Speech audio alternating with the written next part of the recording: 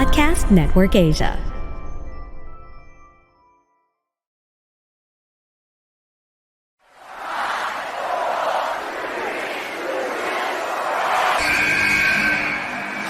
What's going on? This is Xavier Woods, a.k.a. Austin Creed. I said give me a hell yeah!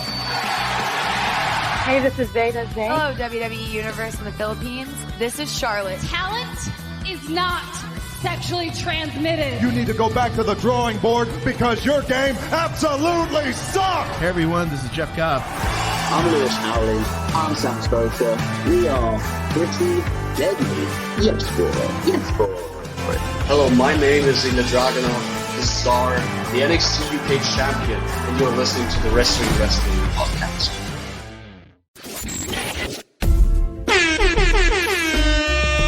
You are watching and listening to the longest running weekly episodic Filipino wrestling podcast. The weather. Wonderful. You mean take over? This is the Wrestling Podcast. Yeah, we're being taken over by weather allergies and everything. Stancy, Romoran, Emile ASH all checking in on a spicy Thursday. And we say spicy for so many reasons. Among them, the fact na ang dami nating pag-uusapang balita. Grabe. Nayanig tayo from Monday, Tuesday pa lang. And I don't know, the best way to deal with everything for me has just been to listen to other streams, listen to other podcasts. Kasi like when all of you were tagging us on Twitter and TikTok asking for our thoughts, we kind of needed a few days to get our stuff together, our ish together, if you will. Diba? So that's what we plan to do here tonight on the stream. Thank you to everybody who is joining as usual on Spotify, on the Facebook stream, wherever you watch or find the podcast. Maraming salamat. If you haven't followed us yet, please do. Every follow on Spotify goes a long way, lalo na yung mga 5-star ratings natin after each episode. Of course, we got to say thank you to our patrons, without whom a lot of what we do, we actually won't be able to do that without them. So here's how you can be part of our growing wrestling podcast patron community. Right. So, wala na tayong WWE Network. So, I don't know how we're going to do viewing parties. But it is what it is. But what we are offering, though, is a environment in which we simulate the party atmosphere. Like, yeah, most of us have Disney Plus. We're probably going to watch it on our own devices, but you might not have anyone to talk to. You're going to be left screaming at the void with your reactions. So if you want to be a part of a community that discusses everything that's happening in real time, you can join us here at the Wrestling Podcast Patreon, patreon.com/Wrestling Podcast. You can subscribe to it for at least $5. You can support us if you like what we do. You get access to our Discord community where we talk about wrestling, sports, latest memes, fashion, a whole bunch of other stuff, a bunch of good stuff. Then we also have exclusive review content where you review TV shows and pay-per-views, Raw, SmackDown, NXT, Dynamite, Rampage, whatever else have you. And also live events as well, care of Rowan here in the Philippines. We also have merch. We have our face masks, some of our PNA merch as well, if you want to get that. And our pasabays are coming in. And if you want to be a part of the times when we buy merchandise from online abroad, from WWE Shop, Shop AEW, Pro Wrestling Tees, you can be a part of that as well when we do that next. Again, patreon.com/Wrestling Podcast for as low as $5. All right. Get to our first talk point while I try to find my voice here. I'm going to preface this by saying that it's such a huge talk point that everybody has something to say about it, right? So what I'm going to do, because of obviously my affiliations, is I'm just going to lay things out, right? And other than telling everybody that the stuff that's gone on in the past week is unprecedented, sabi nga ni Emile, did we think we were going to see this happen in our lifetimes? My answer, I'm going to get that out of the way, is no. I did not think that this would ever happen in my lifetime, but here we are. This is what's happening in the world of wrestling and also as a huge media story in 2023, right? So let's get on with it and let's start with the bombshell news that Stephanie McMahon has resigned from WWE. So we found out about this yesterday morning nung nag-tweet siya, mga 7:30 a.m. Si Ninang Abby, minessage pa ako, sabi niya, nakita mo ba yung tweet about Steph? And I'm like, sinong Steph? Curry? McMahon? Anong nangyayari? Like, sister mo?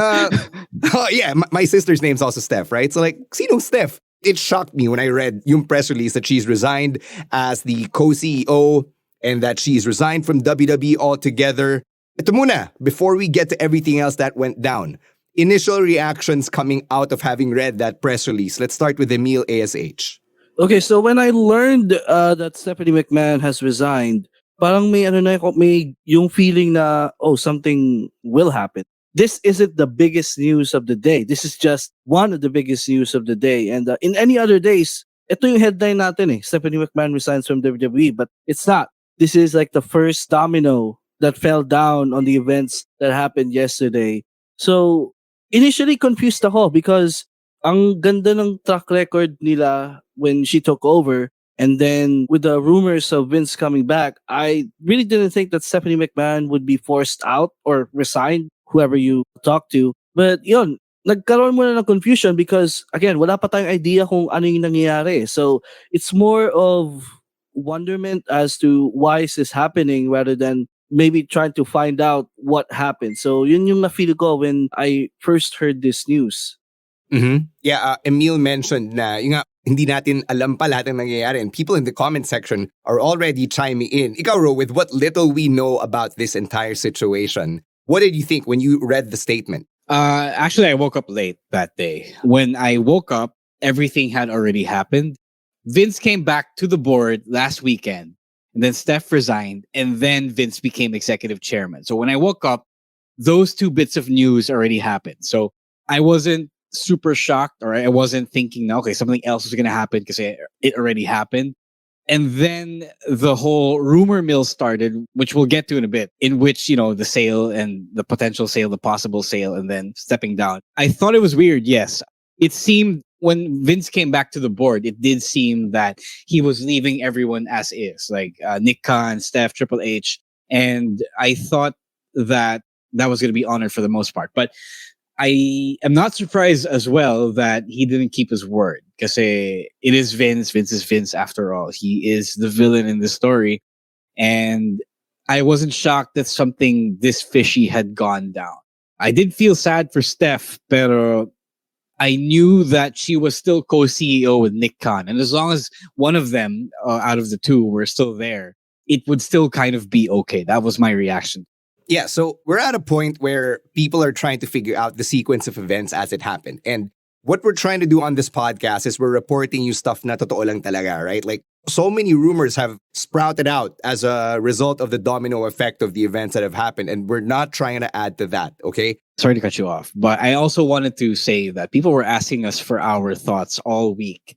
I didn't give any thoughts on TikTok, on Twitter. Well, on Twitter, I made jokes. But as an official statement of the pod, I didn't give anything because I knew that this story, when Vince came back last week, it wasn't going to end there and things were going to happen. Even when Steph resigned that yesterday and Vince came back as executive chairman yesterday, I knew that there wasn't going to be a definite end just yet. So as we do this now, as we talk about this now, know that a lot of things could still happen moving forward. So we don't want to speak with finality right now kasi marami pang pwede mangyari. Yeah, mas lalo na ako, di ba? So I really don't want to say anything. Di ako magsasalita ng tapos, no? What we're telling you is the stuff that we know as of the time we're recording, Jan 12, 7:10 p.m. Philippine time. All right? So ito yung sequence of events based on yung mga naibalita na ng Fightful Select. First, nag-file ng report yung SEC ng US on January 11. So nandun yung timeline. According to the report, Vince had already been unanimously elected back as executive chairman on January 9 pa lang, US time, while Stephanie was still a member of the board. After the reinstatement, Stephanie ceased to be chairwoman of the board and handed in her resignation the following day, which led to Nick Khan assuming the role of sole CEO of WWE. So yun, balita talaga yun based on yung report na final nila sa Securities and Exchange Commission in the United States. So, are we done with this or do you want to move on to the next bit? I wanted to preface this. When Vince came back, this is what they meant. People could say either jokingly or maybe unironically, they were thinking that when the headline says Vince returned to WWE, they thought that he was taking over his old role as head of creative as well. So as far as we know, that hasn't happened yet. And based off of this week's Raw, that really hasn't happened yet because as you can see, it was a good show.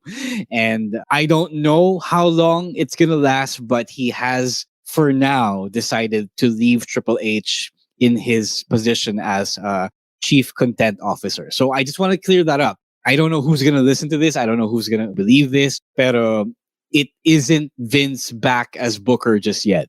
Yeah, so bago tayo lahat magpanic or whatever, di ba? Hinay-hinay lang. Alright, next bit of news na nakita natin. Yun, so Vince is back.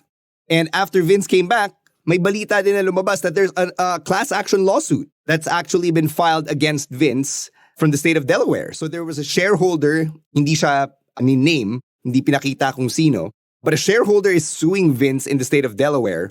And the accusation is, according to the lawsuit, na Vince is wielding his 81% voting control to impose his will on WWE illegally. And according to the lawsuit, yung board changes and the threats to interfere with media rights, yun yung pinanggagalingan nung parang lawsuit. So, sobrang gulo. Again, our information is not complete, kaya I don't even know what to say here other than the fact na sobrang wild nito. I can say that the shareholders are well within their right to file that kind of lawsuit because they do have an interest in the company, a financial interest in the company because they are shareholders. That means they own the company, a part of that company, and the success and the failure of that company will reflect on their own assets. So if the company does well because of Vince's absence, then they like that as shareholders. If the company does not do well because of Vince coming back, and because of his machinations, that is going to be something that will, make them upset. So as far as we know, this is a legitimate, a valid action. And whether it is viable, whether how much of a chance, of a fighting chance that they have with this, I do not know. Because I did not take up corporate law. I don't know the real stakes here. I mean, I am not fully familiar with the circumstances surrounding this. And it could be that, Vince has enough resources to beat them in the legal game. It could be that he gets taken down by his criminal or civil lawsuits, outside of the corporate thing. He still has the sexual assault allegations as well, the hush money stuff. And that could still very well take him down if they want to do it that way. Right. So, ikaw, Emile, anything you want to say about this development regarding the lawsuit? I think again, sabi nga ni Ro, the shareholders, they own the company and it's in their right to stand up if they see something wrong, if they see something illegal that's happening. That's well within their right to stand up for themselves and file a lawsuit. And whether or not it's going to be a successful lawsuit, di natin alam. Vince has all the power in the world when it comes to the legal game. He could easily overcome that lawsuit. So, but yun, everything's still pretty wild. I think may mga lalabas pang revelations as we go on throughout the days. Yeah, yun yung sinasabi ng mga ibang nagre-reports na there's still a bigger piece of news. There's a bigger shoe that people are waiting will drop. I have no idea what that is at this point. We're going to take a quick break first. When we come back, we're going to get to the part that you guys actually came here for, which is the idea that WWE could actually be on sale. Kasi yun yung next question, okay, Vince is back. What for? What's the next move? What's the next step? All right? We'll talk about that and try to process all of our ideas. But first, we got to hear from our other podcasts on Podcast Network Asia. All right, let's get to some shout-outs from our viewers on Kumu. Si Ninang Abby lang ang nasa Kumu. I mean, people that, actually interact with us. Ninang Abby, you know what to do. We need them diamonds. Hello to everyone who is tuned in. Amster 1982, Rega _02, Crystal Ball, Love Navarra, Bobby Yee, B. Ocampo 23, Jojo Ventures, Jamie 3220, and Ivan Boko 01. Hey, hello guys. Thank you for tuning in. Please keep smashing those hearts. Yun, Ninang Abby sent us Pulang Kabayo. Maraming salamat. 1,047 likes, so please keep smashing the heart button and let everyone know that you like the wrestling talk here on Kumu. All right, sige. People are talking about a sale, but we also have to contextualize why people are talking about a sale. So I can't remember if you mentioned it last week on the stream, but the parameters or the conditions of Vince's return to the board is that he is doing so because he wants to be the one to have the final say on the sale of the company and the sale of media rights to networks. Diba? So he does not want to sit on the sidelines. He wants to take the company down. Hindi naman take the company down, but he wants to cash out and at least get something out of the transaction. So that's why there are rumors surrounding a sale. Over the weekend, we had articles from I believe, Wall Street Journal. I can't remember which. They speculated on which big time companies or conglomerates or entities around the world would likely be the one or be a potential buyer for WWE. So kaya may sale talks is because Vince came back expressly for the sale. And whether or not you believe that, or whether or not you believe he is really not touching the creative side of WWE, that's up to you.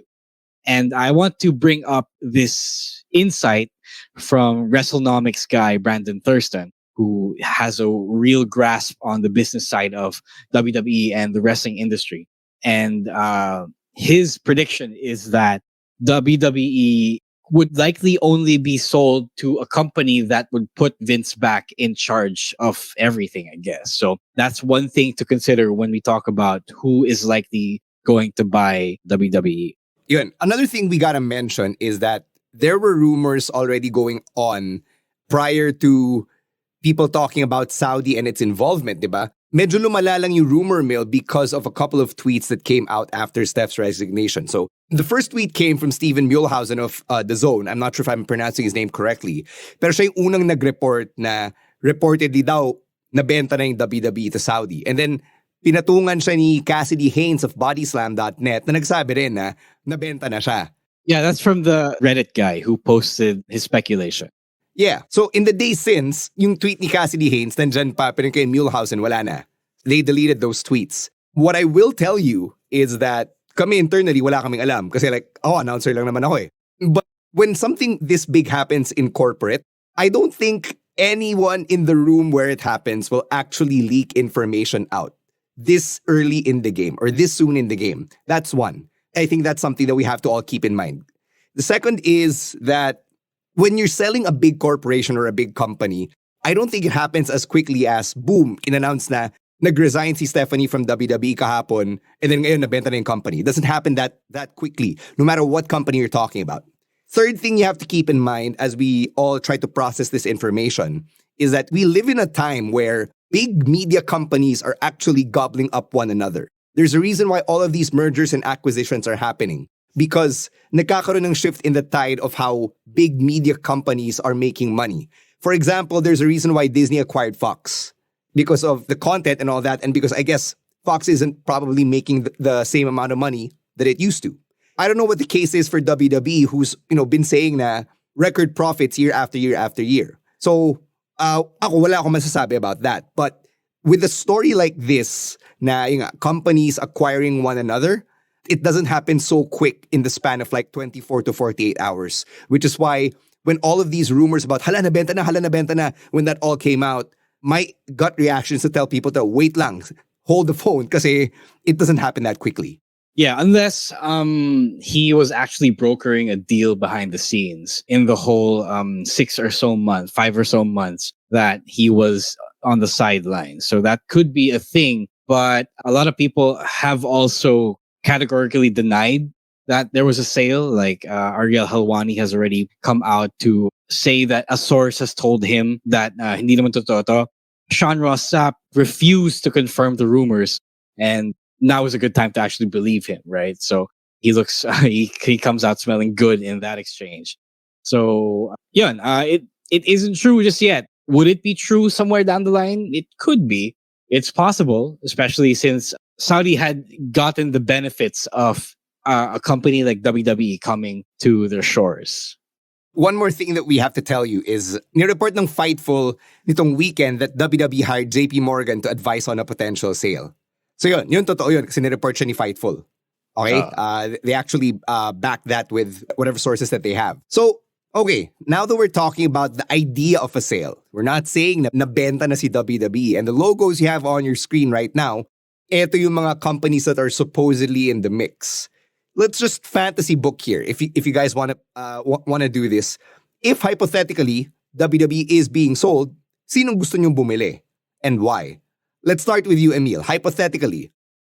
All right. So knowing what I know about these companies, I think the company that I think it's best to buy WWE, I think the most obvious one is Disney, because this has been in the rumor mill for a while. Like ilang years na tong nasa rumor mill na once WWE gets puts up for sale, Disney is one of the yung pinipitik ng mga tao to buy WWE. And why not? I mean, lahat naman na kinukuha ng Disney these days, no? And WWE, and of course, work natin, nasa Disney Plus na rin. So, I think if there's one company, it's Disney for me. Ikaw, Ro. MVP group. Joke lang.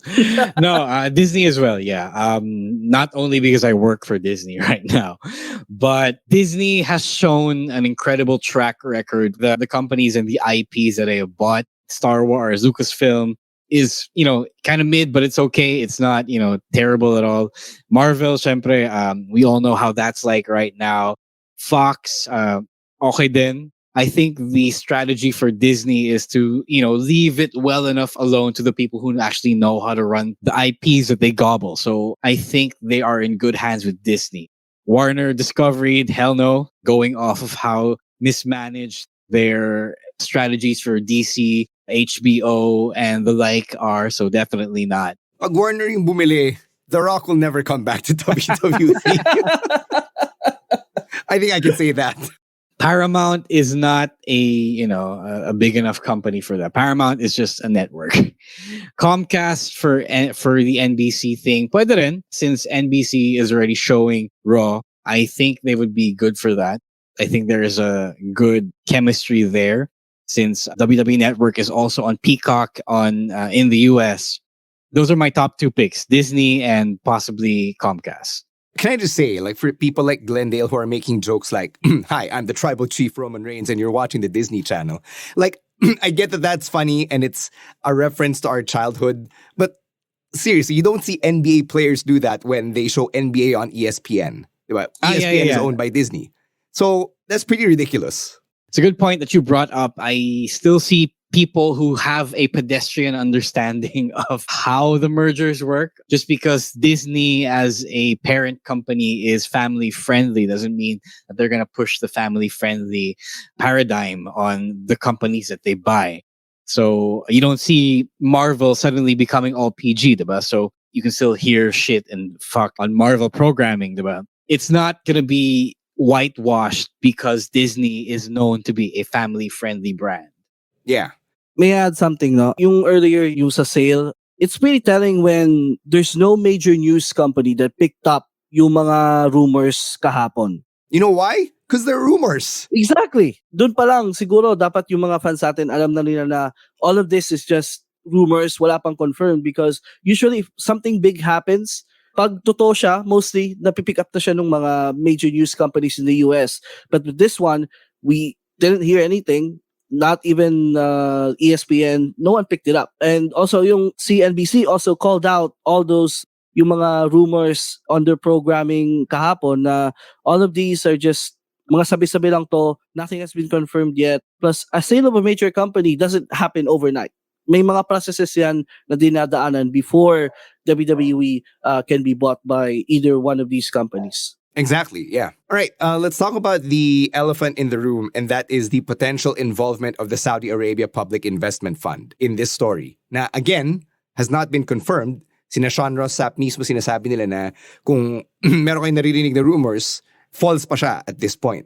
So, I think the question really is, what is the supposed problem that fans have with the Kingdom of Saudi Arabia getting involved with WWE to this degree? Well, basically the same reason why we were so up in arms about the Saudi shows in the first place. So Saudi government is terrible. We all know that. Human rights abuses, political crimes, so a whole bunch of that. Syempre, there's also the question of culture around Saudi, that they are super conservative and, women are only getting some new freedoms as of, relatively recently.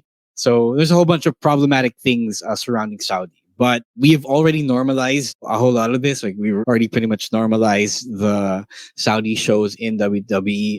Iyon, that's pretty much the outrage surrounding Saudi as an entity. Yeah, but people have been, I don't know about you guys, but like in the days since this news has come out, it's very weird that people, not in our community of people who watch the stream or listen to the podcast, but friends who casually follow WWE or wrestling would message me and say na, paano yan? How is that gonna affect you? Are you still gonna watch wrestling and all of that? So ito, ibalik natin yung question to the people watching the stream. Let's say that Saudi is one of the key players. Will you keep watching WWE?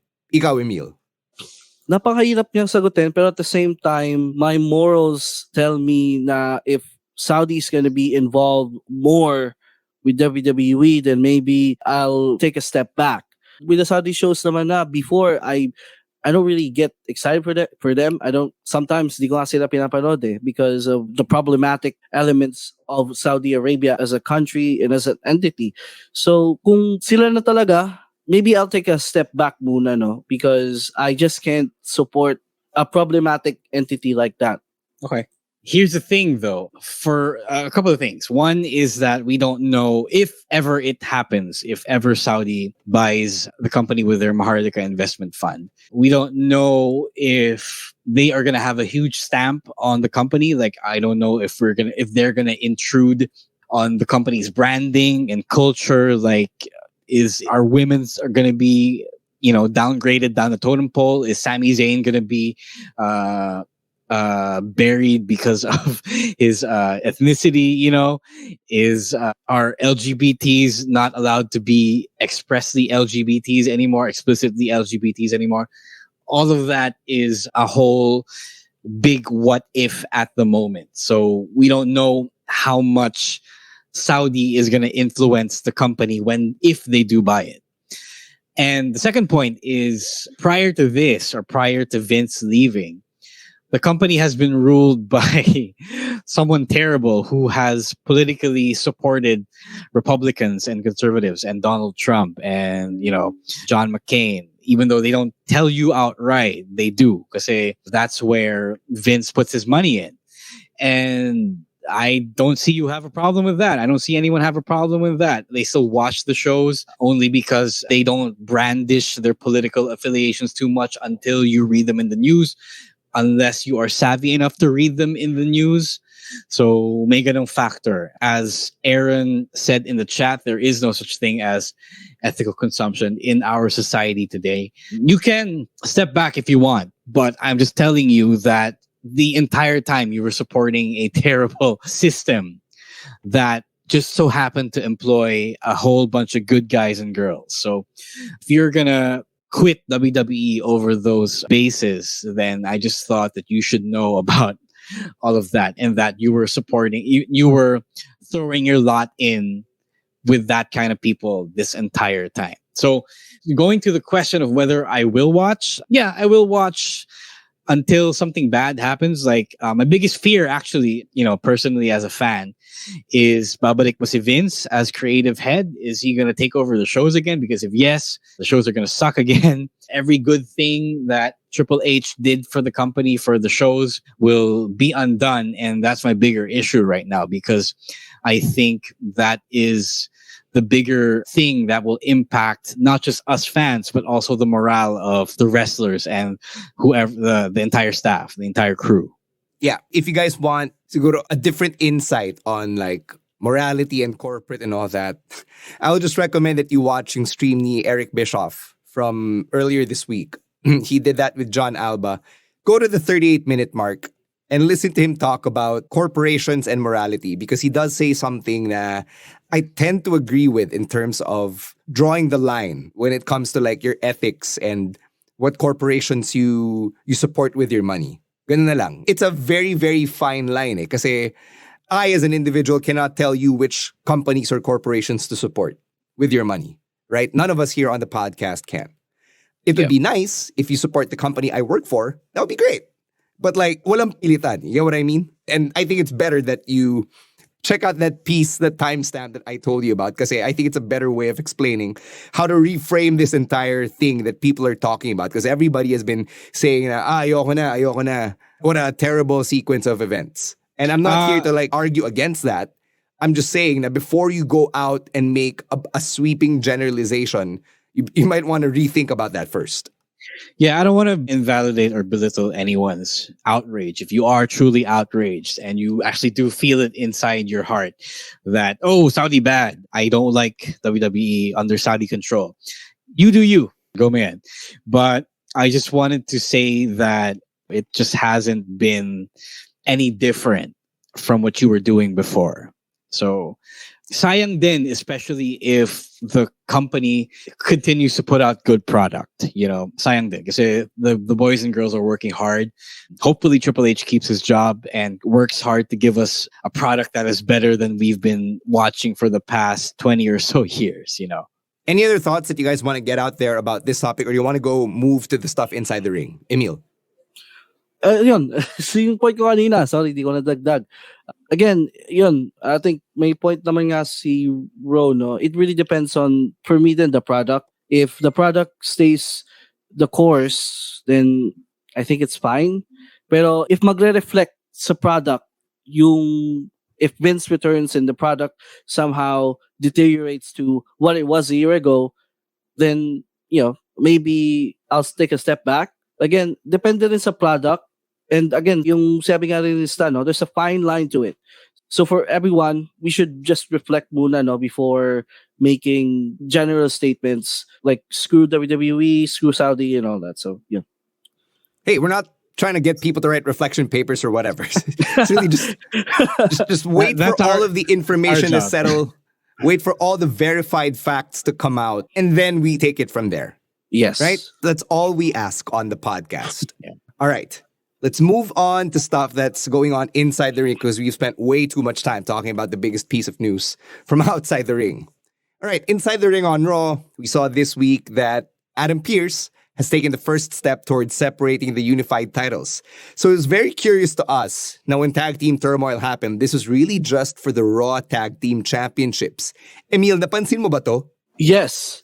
Napansin ko rin to, like, since a few weeks ago when Adam Pearce started to appear on Raw again, and talaga may problem siya with the bloodline going to Raw, because I think the Usos are still SmackDown branded superstars. So may problem siya with the Usos and the bloodline going into Raw. So he's an authority figure. So ang ginawa niya, in-emphasize niya na tong Tag Team Turmoil match, the winner is going to challenge for the Raw Tag Team Championships only, to exercise his power to say na as much as possible, we don't want the bloodline on Raw anymore. So to me, at least may logic yung decision to at least at this point start the separation of the unified Tag Team Championships.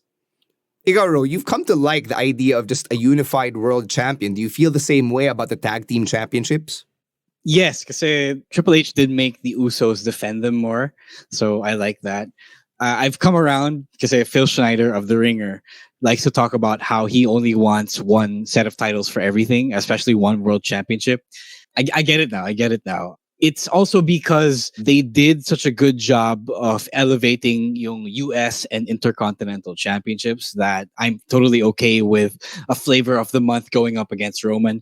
Although I am more open to the Tag Team Championships being separated, because Triple H also did do a good job of stocking both tag team divisions with a lot of teams. So I think it's time na rin to let those teams work. The Usos can't wrestle everyone. That's going to lead them to injury more sooner than later, diba?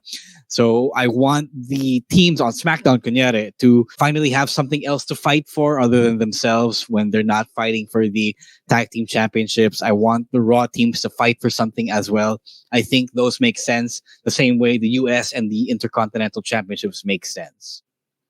Yeah, so we got that Tag Team Turmoil match. We got the return of Shelton and Cedric as a tag team, so that was pretty fun. But it was a great night for the Judgment Day. Damian Priest being the Iron Man of it all, having been in the ring for about an hour towards the end of Raw.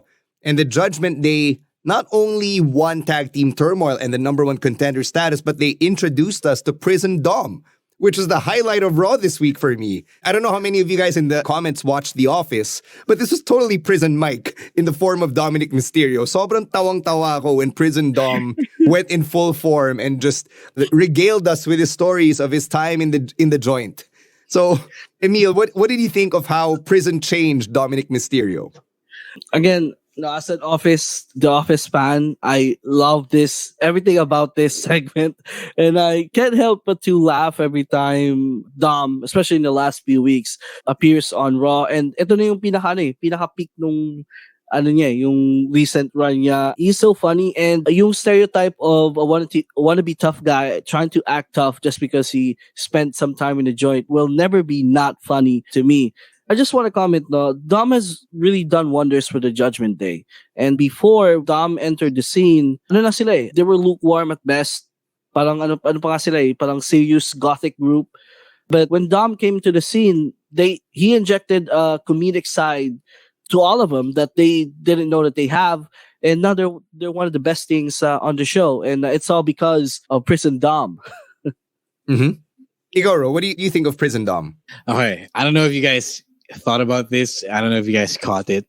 But Prison Dom proves that Dominic Gutierrez actually is Eddie Guerrero's kid way more than he is Rey Mysterio's kid. Because this is the kind of comedy that Eddie would have gotten up to back when he was still alive. You can never trust Rey with anything like this. So, luchador's luchador, diba? So, that's always going to be him. And I don't think he's going to be anyone else. I don't think you can saddle him with any other gimmick other than Rey Mysterio. But Dominic proves here that he has range. He has deadpan comedy that could translate into how Eddie did his comedy back in the day. I love it. At first, when we first saw Dominic, he was clearly Ray's kid, but now he shows that he is so much more than that. And not to body shame him, but now I just need him to fill out a little more. Siyempre kasi, even if you are pretending to be a tough guy, you do need to look like a little bit of a tough guy. Kaya nga may teardrop tattoo na raw siya, di ba? Yeah. Tsaka yung purple na bandana.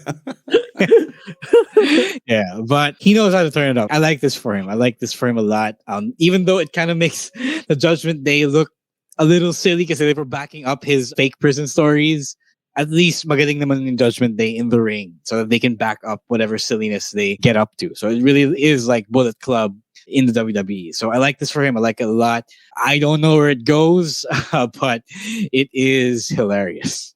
I think what I love about this most is how it makes Dom the character guy of the Judgment Day. Kasi Finn and Priest, diba, they're the veterans in the ring. Si Rhea, she's the powerhouse, diba, lalo na the women's division. But Dom stands out even more now as not just yung bagong salta na nag-heel turn, but as the character person talaga in that group. So I love this new dimension that they've developed as a result of Prison Dom and however many hours he supposedly spent in county jail. So good stuff all around. Stud, may I add something? Yes, student Emile. I forgot to add this, no? I can't help, I don't, as much as possible, ayoko mag-compare with AEW and WWE, but I can't help but to think Judgment Day is kind of like Dark Order. They started off as this serious gothic group, but then eventually through time, nahanap nila yung comedic chops nila, and both of these groups became over with the crowd, and they became the best parts of their shows. So I don't want to make comparisons too much, pero yun naiisip ko talaga siya when I was watching Raw the other day. So yeah. Neither do I, because I don't think any one of us wants anyone from the Judgment Day to pass away. Yes, yes, that's true. Yeah. Oh, man. All right, we good with Raw? You want to take another break for our last bit? Yeah, let's do it. All right, let's take a break. When we come back, we'll talk about the highlights from Dynamite from this morning. But first, a quick word from our other podcasts on Podcast Network Asia.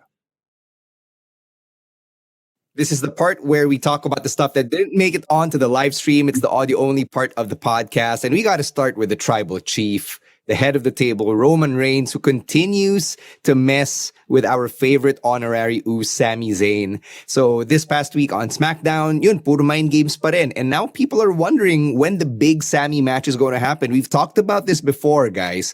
And we've said that the best way to deal with the whole Sami and Roman story is to make it all come to a head at WrestleMania, because this is Yeselmania and Kofi Mania happening all over again. But if we're not getting it at WrestleMania, kailan? Let's start with you, Emile ASH. What do you think about this whole thing since it's playing out right before our eyes?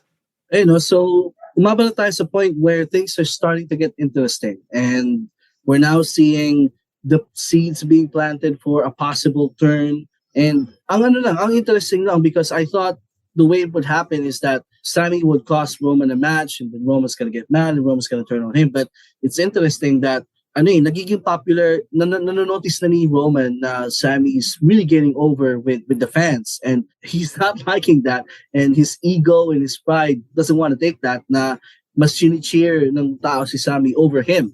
So I think, if hindi sa WrestleMania, I don't think kung hindi sa Mania, they will meet pero not in a one-on-one match. Siguro and then the turn will happen. Siguro, let's see, Elimination Chamber. I think there's an Elimination Chamber this year, and Sammy and Roman will be two of the entrants, and I think dun matetest yung true loyalty ni Sammy, and I think that's where also the turn is gonna happen, and it may lead to a possible one-on-one match at Mania. Nakikita na natin that the titles are starting to be split with the tag team titles, and I think sooner rather than later we will see the both world titles being split, and possibly para matuwa yung all sides are happy, one title match is against whoever they want, The Rock or Cody, and then the other one is going to be against Sami Zayn. So but I think it will go all ahead sa Elimination Chamber once it happens. Yeah, Emile brings up an interesting point here na they can have their cake and eat it too by booking The Rock against Roman Reigns or Cody against Roman Reigns for night 1, then Sammy night 2, or the other way around. Yeah, pwede actually. Like Cody wins the Rumble, and or whoever does, Rock maybe does, but most likely Cody, kasi Cody syempre they want to do it. But I think Cody has cooled down because of the injury. Not his fault, but it is what it is. And it is also what it is that Sammy has heated up quite a bit. They can win. Whoever wins the Rumble can fight Roman Reigns on day 1. Tapos Sammy wins a shot because, he is still a major part of the story and fights Roman on day 2. Maybe it doesn't have to be for the championship. I don't know. But I think at this point, it would be satisfying for the fans to watch Sammy beat Roman and, make a real star out of him. Yeah, I'm excited for WrestleMania season, and I guess I'm excited for it in a way that I haven't been for a while, which is weird because I was super excited for last year. But iba when there's this huge organic story, and I'm sure you guys know what this feeling I'm describing, diba? From what we went through with Daniel Bryan in 2014, what we went through with Kofi and Becky, and to an extent Seth in 2019. And it's weird that it always just happens every number or so years, but I guess we are due for a big underdog moment again. And if not WrestleMania, when is the big question on everybody's lips? The Elimination Chamber is in Montreal, Sammy's hometown. So there's that. If that happens, because I don't think they get the moment. It could be like Eddie winning at No Way Out before WrestleMania. Pero sayang yung WrestleMania moment naman. You sacrifice a big hometown pop to wait for the bigger WrestleMania pop. It's a tough act for me, I think. I think if it were me, I would make the hometown match a big qualifier for Sammy to get that title shot at WrestleMania. Or what if yung sinabi ni Emile kanina na sa Elimination Chamber mangyayari yung turn, because that's when you really get everybody all sympathetic towards Sammy, lalo na't hometown niya. But what happens there? Does he lose? Does he win? Does he get No, a they shot? turn on him there. Yeah, but what happens then? Yeah. Does he win and then they turn on him? Do they just turn on him and then nothing happens? I don't know. They turn on him and then that leads to a way to get Sammy a title shot at Mania? Ikaw, Emile, that was your idea. Let's say I'm simply fantasy booking at this point. Let's say na all throughout the match, Sammy and Roman are ganging up on everyone, 2-on-1, and until sila na lang dalawa yung natira. And then Roman's gonna ask to Sammy to lay down for him, and doon na magkakaroon na ng conflict with Sammy if he's gonna follow the tribal chief or if he's gonna follow his dreams of maybe possibly winning the world championship. So yeah, just purely fantasy booking at this point for me. I think that's, if I'm gonna be the booker, that's how I'm gonna do it. All right. let's go over to AEW and talk about the big Jon Moxley and Hangman Page match that kicked off the show. So Mox gets his storyline comeuppance after the match. There was a work post-match injury spot. And, you know, the match itself was pretty fun. I was pretty captivated by Hangman versus Mox. And I was surprised it went first, but given everything else that went on Dynamite, it didn't really surprise me since ganun talaga yung style ni Tony Khan sa pag-book. What did you think about that post-match injury sequence, Ro? I thought it was interesting. At first, I noticed that the karma of Mox getting an injury after he had accidentally gave Hangman an injury. Syempre, that can't be coincidental. And for sure, that had to be worked in there because Mox was making such a big deal out of it, diba? Yeah. But I thought it was weird because I thought the entire way that they wrote Mox during this feud was so weird. I think because he was so proud of the fact that he concussed Hangman. He was so unapologetic at the very least about that. Maybe not proud, but super unapologetic. And I thought it was weird because remember, Mox is still a babyface despite all of this. And yes, the gimmick of the Blackpool Combat Club is that they inflict violence and they inflict pain. But I don't think the idea was ever to inflict a debilitating injury. I thought the idea was to inflict pain and violence to win. And you stop short at that. Because the moment you cross that line, you turn heel. Pretty much. You out yourself to be an asshole. So I thought that this entire thing surrounding an accidental injury was pretty insensitive. And the fact that they doubled down on it by giving Mox one of his own is just really weird and especially insensitive given what happened to Buffalo Bills player Damar Hamlin a couple of weeks ago. So, but it's just ironic because Tony Khan owns a football team, an American football team, and any one of his guys could be taken out by a freak accident injury in a game any given Sunday. That's the nature of the game. That's why it's so dangerous, and that's why the league is so deep because everyone's getting injured every week. And well, it's just so out of touch for me. I thought it was weird that they didn't have to do that. They didn't have to go that far. Maybe if it were a real heel character and not Moxley, who is just straddling the line, because he is the way he is, but it's not. It's just a terrible look all around for me. Ikaw, Emile, you follow football as well. You follow the Damar Hamlin situation closely. So what did you think about this whole situation? The angle earlier that was run, I think, nagkaroon na ng unfortunate timing. It was too soon to run an angle like that. Maybe you could say na they were really planning this even before what happened with Damar Hamlin. But still, they could have changed it because, again, like what Rose said, napaka-insensitive at this time. Like any other time, I think it would be okay, I guess. But to double down on it by still doing the angle, even after what happened, it's out of line. It's insensitive. Bad timing talaga. Again, this storyline, now confused ako because, again, Mox is a babyface. If Mox was a heel, the storyline for me would have made a whole lot more sense. But since he's a babyface, parang naguguluhan ako. But when it comes to what happened earlier, it was a case of bad timing. Let's go to NXT now and talk about the NXT Championship picture. So Grayson Waller and Braun Breaker had their match at New Year's Evil. The middle rope broke twice.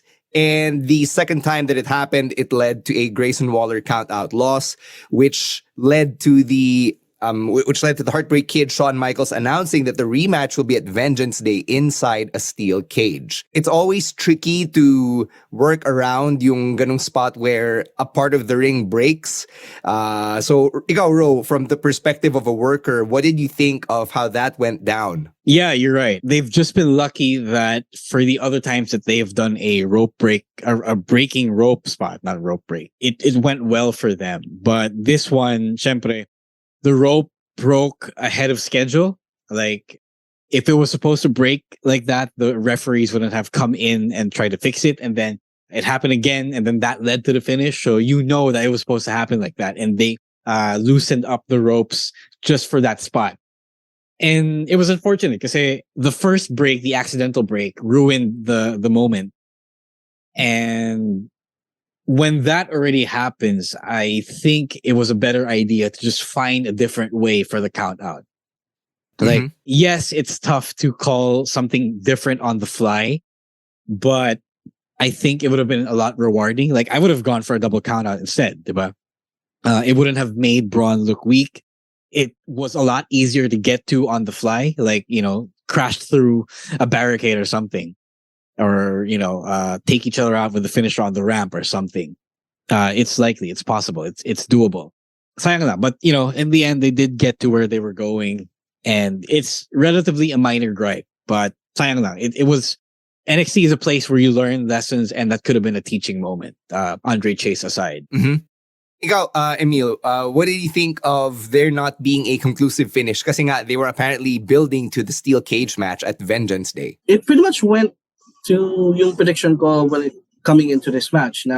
This will likely be like a non-conclusive finish because they're booking Grayson Waller really well over the last few months, and they don't want him. Ayaw nila na i-feed lang siya kay Braun Breaker. So yung execution medyo off.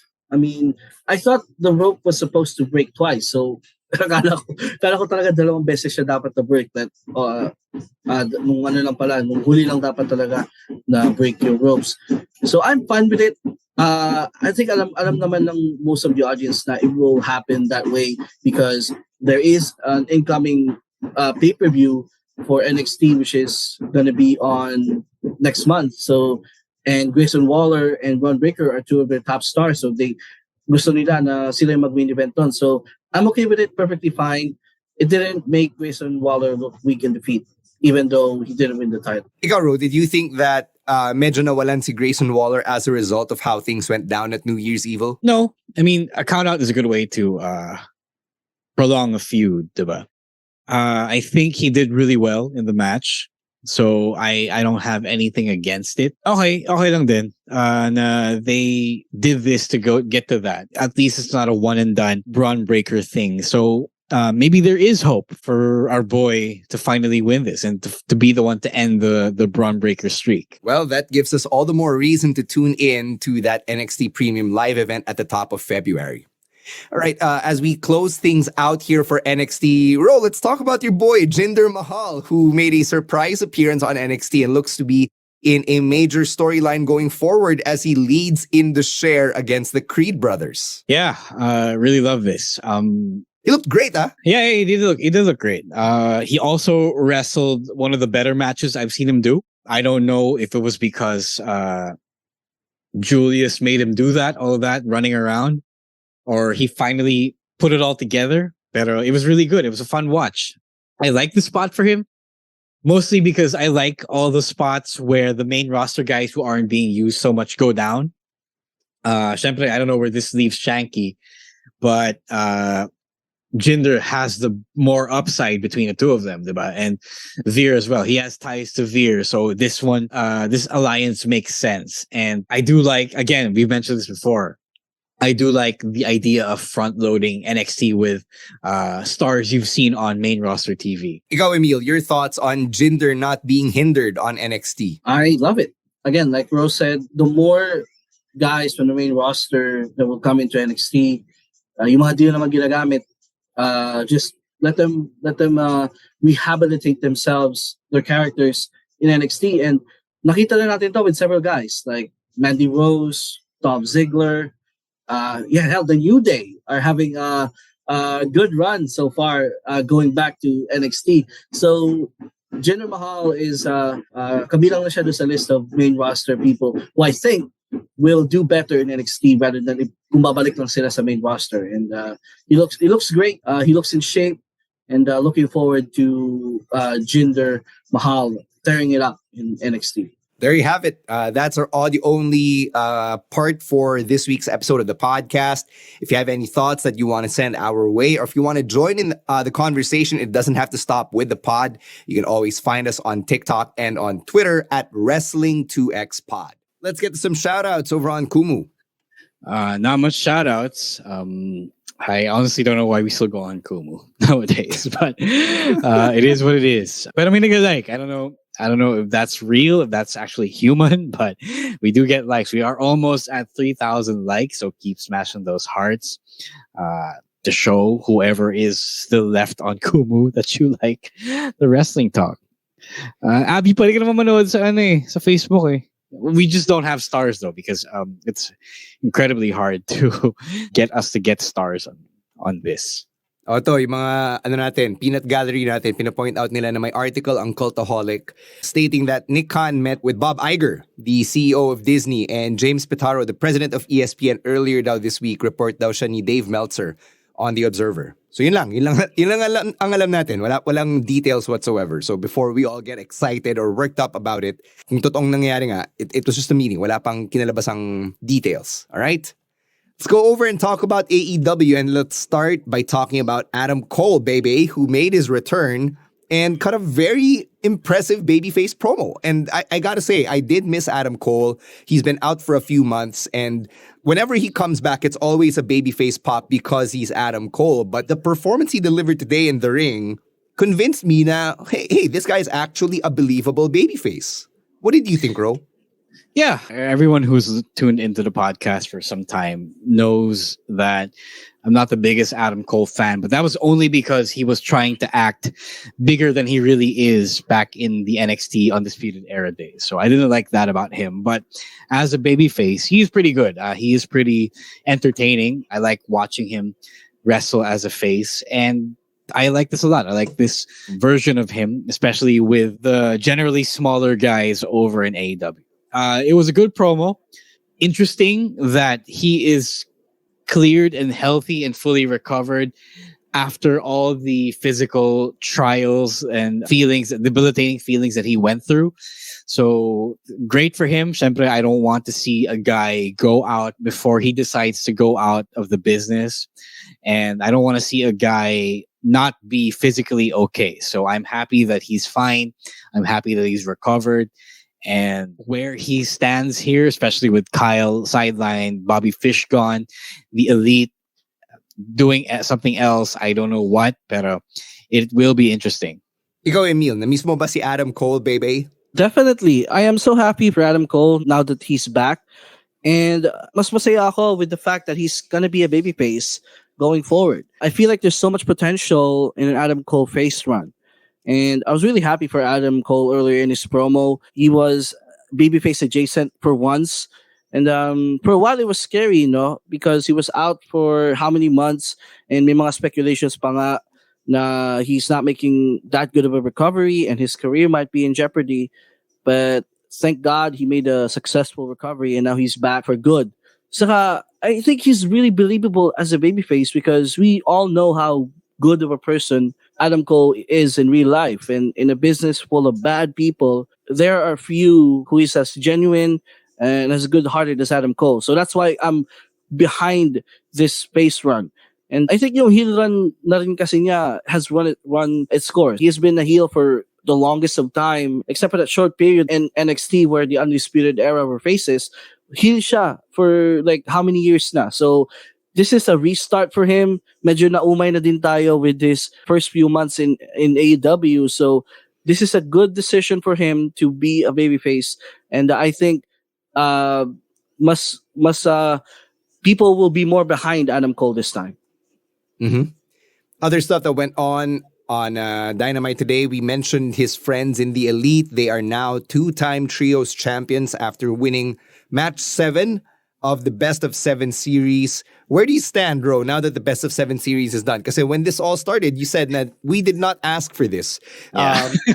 What do you think about the entire Best of 7 now? I'm going to eat those words. I loved it. I loved it, especially near the end, because that's when they started deviating from the expectations that they set. Syempre, we all thought it was going to be... The reason why I said nobody asked for this is because I thought that it was going to be 7 straight matches, na straight up trios matches. Diba? I thought there wasn't going to be any variety and they were going to try to run the same thing over and over again. And that's what I didn't like about it. Because up until this point, the trios division of AEW ended up feeling a lot of the same way. And over the course of the playoffs of the series, they changed it up. They actually told the story from the hammer and Phoenix trying to resist turning heel, or, turning a little bit heel and using the hammer, to them embracing it as a whole, and then the Elite, asking for hardcore matches to finally ending in a really great ladder match. May progression siya, may character arc, and they delivered. And I think it's unfair to pigeonhole the Elite and the Young Bucks especially as these spot monkeys who give no thought to what they're doing in there, because trust me, they gave it a lot of thought. And that's why I've managed to eat my words now. Ikaw, Emil, did you like how the Elite became the 2016 Cleveland Cavaliers? Yes, and we pretty much predicted this would happen the moment the best of 7 series was announced. And especially when the Elite went down 3-1 in the series, alam na natin lahat na they will emulate the 2016 Cavaliers in making a comeback to win the best of 7 series. So, and it also establishes the Elite as like the top trio in AEW. And the series was awesome because they mixed it up in the middle. The first 4 matches were straight up wrestling matches, and then the last 3 had different stipulations that made each match unique as its own. So I loved, and the Escalera de la Muerte was a good 7th match. It was awesome, and I think the right team won. The Elite. Again, we pretty much called this one at the start of the series. Ang nagtataka na lang ako is, where does this lead Death Triangle? Because they have been a stable since the start of AEW, and I think it's time to maybe split them up, maybe have a feud with each other, because as much as Death Triangle is a solid stable, mas malaki yung potential nila as single stars. Pac, Penta, and especially Phoenix, who I am really high on, that he's going to be a much bigger single star than he is as a tag team. I do want them to address, Penta and Pac influencing Phoenix to use the hammer, because we all know, if you've been watching Phoenix since Lucha Underground, that guy is a perennial face like Rey Mysterio. And I want them to explore that nuance, because it is something that you shouldn't sweep under the rug. That is a major character change for Phoenix. And if they are going to split up, then that's the way to go, I think. But I think they did good work na validate yung run nila as champions for the past 4 months, since after Brawl Out? Full Gear. Brawl Out. So, they did get lost, yes, Aaron. But I think it's time to push Phoenix against guys like MJF. Best match in the series, tanong ni Admin Angelo. I'm partial to Falls Count Anywhere. I really like that match. Ikaw, Emil. For me, it's the first one, the Full Gear match. That was the best out of the 7. All right. We're going to wrap things up sa AEW talk natin with no Mercedes. So people were predicting that Mercedes Moné would appear as Soraya's tag team partner, when clearly last week she already chose Toni Storm. People were speculating na Hikaru Shida would go ape-ish on Toni Storm, take her out, enter Mercedes for the rescue. That didn't happen either. Instead, we got a bit of a slower burn where Hikaru Shida was made to show na she inadvertently threw the kendo stick in for Britt and Jamie to use against Toni and Saraya. So people online were pretty upset kasi sabi nila, we were expecting Mercedes, but when you think about it, it's not like AEW actually promoted Mercedes. So I honestly don't understand why people were crying foul over no Mercedes. Yeah, the moment they announced it's Toni Storm, then I was thinking, is Shida gonna turn on Toni and then take her out, and then that's where Mercedes comes in? But that doesn't make sense either. So, I'm okay with it. I think the women's division is as stacked as it is, as it could be right now. The fact that we got a segment and a match featuring 5 really good women. How much of that you believe is up to you. But that is this is the best we've ever seen the AEW women's division. And okay lang ako na wala si Mercedes Moné. And it does seem like yung Japan yung sagot sa kahirapan niya. So I'm okay with her just working Japan and Stardom, if that's the case. Ikaw, Emil, were you upset that there was no Mercedes? No, I wasn't because sinabi na last week na si Tony Storm yung partner. I was expecting a red herring pero I'm okay with it because the story revolves around them. And walang lugar si Mercedes dun sa storyline nila. I don't think she has a place in that storyline. So, it's just okay with me na hindi siya nag-appear. Saka, to be fair kay Tony Khan, he didn't really promote it. He didn't say anything. There wasn't anything hinted. Maybe except for Britt Baker. I see this a lot being pointed out no, on Twitter. Britt Baker, I think on last week's Dynamite, parang may sinabi siya, like, doesn't She's the matter boss. if she's a boss. Yeah. So, I think doon expect yung mga tao. And I think, may pagka-spoiled din talaga yung AEW fan base because when, like, if they want something, they want someone to go to AEW, most of the time, nakukuha nila yun. And this is like one of the rare exceptions as to someone who they want to go to AEW, but instead went somewhere else. And sobrang nadismay yung crowd eh. They were booing the face team of Saraya and Tony Storm earlier. But I don't think kasalanan naman ni TK yon. Again, he didn't promote it. Outright said na it's gonna be Tony Storm who's gonna be tagging with Saraya and nothing else. Marami nang galit. So, play na lang natin ito para matuwa na lang sila ulit. You a big motherfucker. Yeah. No, it's weird that I didn't hear the boos. I don't know. I didn't hear it. But I do find it weird that you direct the boos to the people who are just there doing their jobs. Like, hindi naman sila yung nag-promote or, nag-decide na hindi darating si Mercedes. Diba? So I find it weird that Tony and Saraya were the ones getting booed for this. Or, you can say that you're actually booing Tony Khan, but syempre, yung performers in the ring ang makakarinig nun. And they're the one, they'll think that it's being directed to them. So that's not fair. It's not fair at all. Yeah, it's kind of like Rey Mysterio getting booed nung 2014 Royal Rumble for appearing at number 30 and not being Daniel Bryan. Yeah, crowds are pretty bad like that. Yeah. All right. Normally, this is the part where we tell you to send in your picks of the week. But what we're doing on the podcast is we're going to be moving our picks of the week to a new audio-only episode that we'll be recording every Monday from now on. Para may audio-only tayong papakinggan on Tuesday. And this is inspired by this article series on The Ringer where Phil Schneider recaps the week in wrestling. So that's what we're doing from here on end on the Wrestling podcast. Stick around, though, because the audio-only version of this episode will feature our conversations on Roman Reigns playing more mind games with Sami Zayn, Jon Moxley getting defeated by Hangman Page on Dynamite, Grayson Waller and Braun Breaker getting their rematch in a steel cage at Vengeance Day, and Jinder Mahal showing up on NXT. So lahat yan, pag-uusapan namin on the audio-only version. As we make our way out of here, let's get to some plugs. Emile, is there anything you want our listeners and viewers to check out? Just follow me on Twitter at EMLMeister and on TikTok. Just post sports opinions there. So if you want some sports opinions, check out my TikTok account. All right, Ro. All right, guys, if you're looking for some local action, you can always subscribe to the Manila Wrestling Federation Gank profile. It is on manilawrestling.com. And you can subscribe for only $10 or around 600 pesos. You can do it via credit card, debit card, and GCash as well. So a lot of options for you to support local wrestling. This week or yesterday, MWF released the final part of Noche Buena 2022.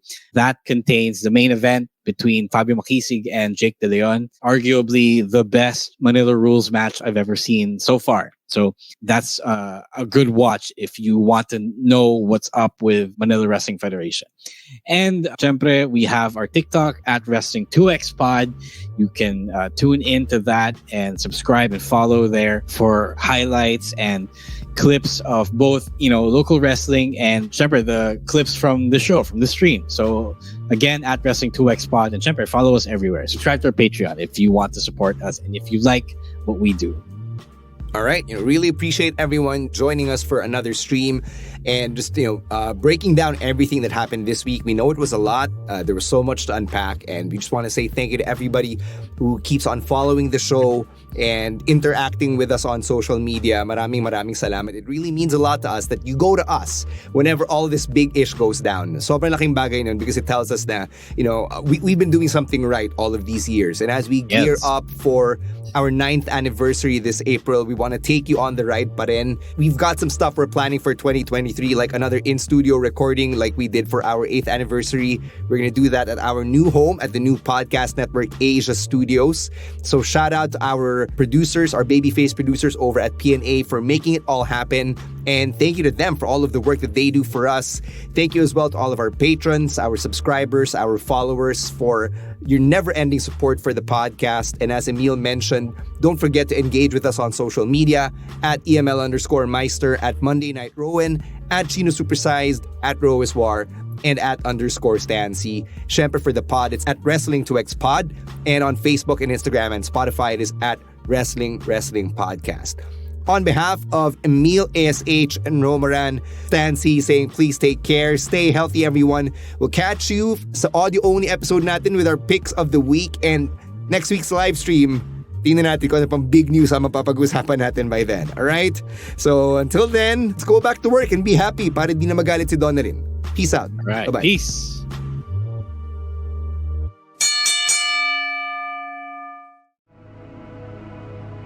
The views and opinions expressed by the podcast creators, hosts, and guests do not necessarily reflect the official policy and position of Podcast Network Asia, the hosts of the program, or other programs of the network. Any content provided by the people on the podcast are of their own opinion and are not intended to malign any religion, ethnic group, club, organization, company, individual, or anyone or anything.